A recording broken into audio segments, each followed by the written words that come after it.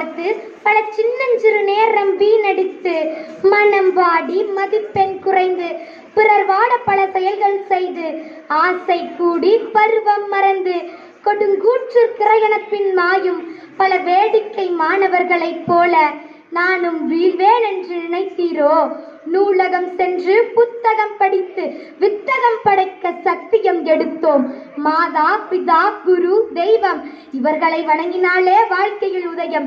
எந்தையும் தாயையும் குறைவில்லாதொரு குருவையும் அனைத்துமாயிருக்கும் மாண்டவனையும் அன்பையும் அறிவையும் அவையில் கூட்டியிருக்கும் மான்றோரே சான்றோரே என்னை போன்றோரே உங்கள் அத்துணை பேருக்கும் எனது முத்தான முதற்கண் வணக்கத்தை உரித்தாக்குகிறேன்.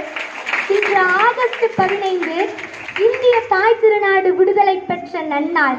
இப்பொன்னாளில் நம்முடைய பள்ளிக்கு செல்வங்களை அள்ளித்தந்த கொடைவள்ளல் மதிப்பிற்குரிய ஐயா சுப்பிரமணியம் அவர்களை பற்றியே பேச வந்துள்ளேன். ஈகை என்னும் அதிகாரத்தில் திருவள்ளுவர் குறிப்பிட்டிருக்கிறார், அற்றார் அளிப்பசி தீர்த்தல் அஃதொருவன் பெற்றான் பொருள்வை புலி என்ற குறளின் கருத்திற்கேற்ப நம் பள்ளிக்கு ஏராளமான செல்வங்களை தாராளமாக அள்ளித்தந்தார். ஐயா அவர்கள் முதலில் பள்ளி பருவ தொடக்க காலத்தில் இது இருபாலர் பள்ளியாக இருந்த பொழுது பள்ளி பருவத்தை தொடங்கினார். பின்பு அரசு ஆண்கள் மேல்நிலை பள்ளி சேந்தமங்கலம் பள்ளியில் தன்னுடைய பள்ளி பருவத்தை முடித்தார். ஐயா அவர்கள் நம்முடைய முன்னாள் குடியரசுத் தலைவர் ஏவுகணை நாயகன் திரு டாக்டர் APJ அப்துல் கலாம் ஐயா அவர்கள் கூறியதைப் போல கனவு காணுங்கள் என்ற கருத்தையொற்றி தனது பள்ளி பருவத்திலேயே அமெரிக்கா செல்ல வேண்டும் என்ற கனவை கண்டார். அதை நினைவாக்கியும் காட்டினார். திரைக்கடலோடையும் திரவியம் தேடு என்ற ஔவையின் அமுதமொழிக்கு ஏற்ப ஐயா அவர்கள் இன்று அமெரிக்காவின் பெரும் செல்வந்தராக வாழ்ந்து வருகிறார். ஐயா அவர்கள் சேந்தமங்கலம் கிழக்கு தெரு செல்லப்பன் காளியம்மாள் தம்பதியினருக்கு மகனாக பிறந்தார். இவர் ஏழை விவசாய குடும்பத்தை சார்ந்தவரே.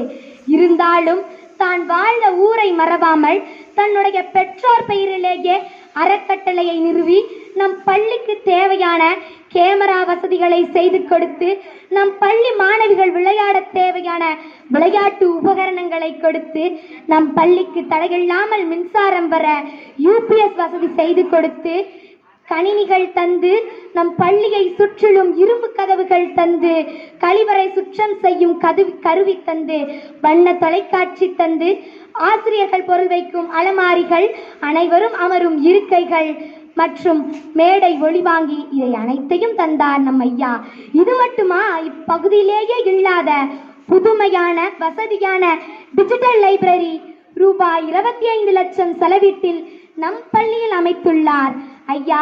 இந்த வசதிகள் அனைத்தும் எங்கள் அறிவு தாகத்திற்கும் கல்வி வளர்ச்சிக்கும் என்றும் உறுதுணையாக இருக்கும் என்று உறுதி கூறுகிறோம்.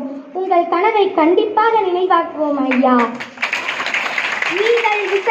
ஈதல் இசைப்பட வாழ்த்தல் அது வல்லது, ஊதியம் இல்லை உயிருக்கு என்ற குரலிற்கு இணங்க உயர்ந்த உள்ளத்தோடு அனைவரின் சார்பாக பல்லாண்டு வாழ வேண்டும் என்று வாழ்த்த வயதில்லை என்றாலும் வணங்குகிறேன். தெரிவுறவே அறிந்திடுவோம் தெரியா ஒன்றை தெளிவுபுறம் ஒழுதிடுவோம் தெரிந்த பின்னே. தெரிந்ததும் தெளிவாகும் நம் அறிவு, தெரிந்த பின் உருவாகும் புது உறவு. தெரிந்த அனைத்தையும் தெளிவாக சொன்னேன், புரிந்த அனைத்தையும் புரியும்படி சொன்னேன். பேச்சிலே தீப்பற்றி உண்மையை கைப்பற்றி பொய்மையை வெளியேற்றி தமிழ் அன்னையை போற்றி அனைவருக்கும் கூறுகிறேன் நன்றி, வணக்கம்.